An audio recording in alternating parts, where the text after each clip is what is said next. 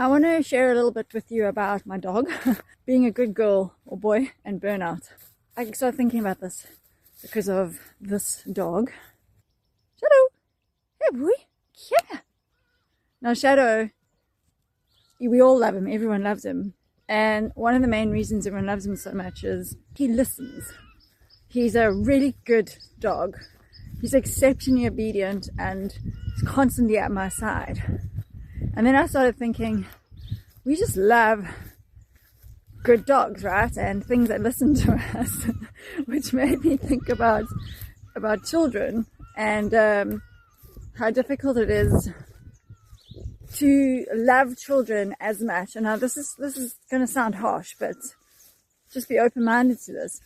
It's easier to love a good child, right? It's easier, and maybe love is not the right word, but it's easier to be softer and more open towards a good child, a child that just doesn't make a fuss and listens and does what you want them to do, right? And they're the ones that the teachers have got so much good things to say about. Here's the thing, most of my clients who I see, who I'm imagining a lot of you are going to be similar to, are like me. We all have very sensitive nervous systems. So we were the child that was sensitive, difficult, we had big feelings, our impulse control wasn't always so good, our emotional regulation wasn't so good. That's the big feelings part. Hold on, I've got to walk over a river quickly, so without getting my feet wet. Okay, so sensory issues would have possibly well gone along with that, which makes a child difficult. I know. Trying to get a jersey on my child to go to school when it was 7 degrees outside.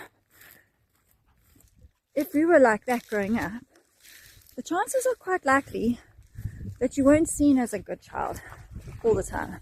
You might have even been seen as a difficult child or a sensitive child if it was framed nicely.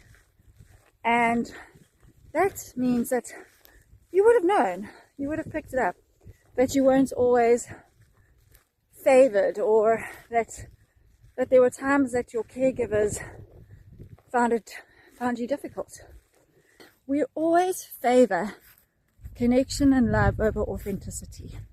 So we will always try, unconsciously, to adapt ourselves to be the good girl or good boy, so that we can be loved, so that we can have that connection. Even though our nervous systems make it flippin' hard to do that, because we're not wired that way. Because if you've got a sensitive nervous system, you're going to continue to have those big feelings. You're going to continue to not always be able to manage yourself so well, get things done. These are all aspects of having a sensitive nervous system, which isn't constant. It isn't well regulated. And most of you will have that. You'll have sensitive, not very well regulated nervous systems.